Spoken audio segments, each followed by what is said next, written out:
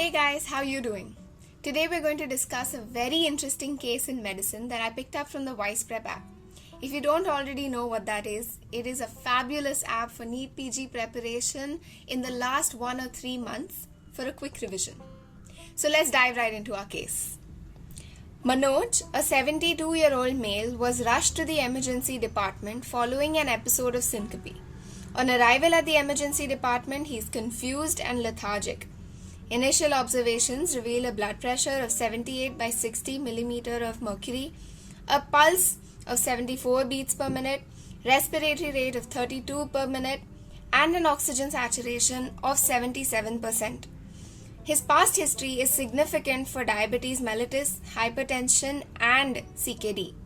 An ECG was performed which revealed the following. What's the most probable diagnosis? Now you know the drill. You're going to pause the video here for a second. Give it a shot.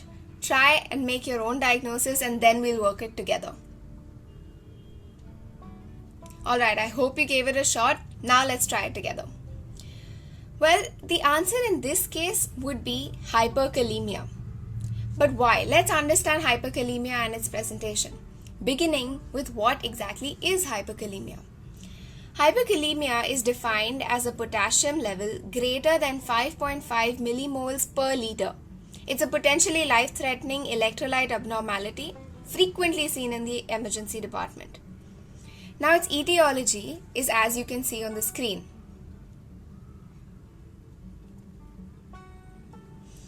But how does the patient really present to you? Well, in hyperkalemia, the clinical features are often non-specific. However, some general features that you can expect are generalized muscle weakness, flaccid paralysis and paresthesia of the hands and the feet, lethargy, confusion, weakness, palpitations, giddiness, and syncope. Of these, we saw that syncope, lethargy, confusion were some things that our patient presented with, right? And we saw that the etiology in our case was probably chronic kidney disease, right? Well, let's move on to the ECG findings. The ECG findings vary with different potassium concentrations. So let's look at each of them. You begin with a potassium concentration greater than 5.5 milliequivalents per liter. At this stage, which is an early stage, what you will usually see are peaked T waves, and these are usually the earliest sign of hyperkalemia.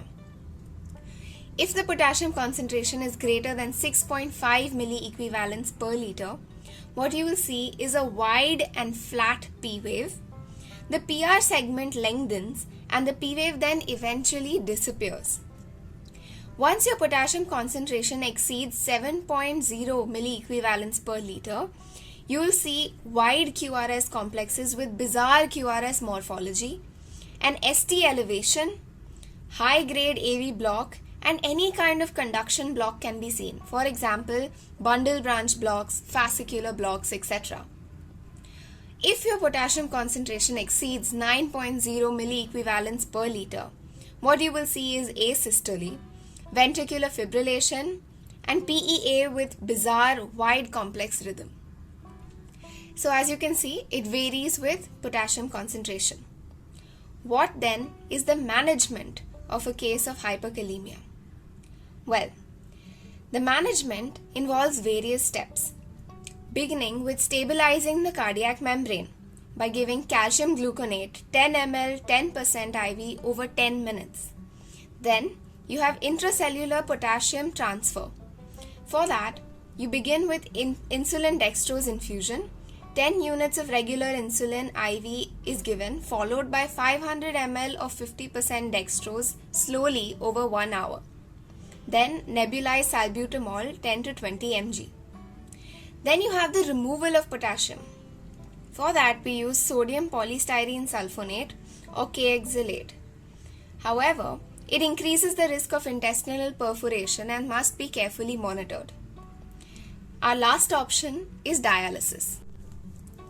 Well, that brings us to the end of this case. I hope you learned a lot about hyperkalemia. For more such interesting cases and great question banks, do head on to the Play Store or the App Store and download the WisePrep app. And of course, see you in the next one.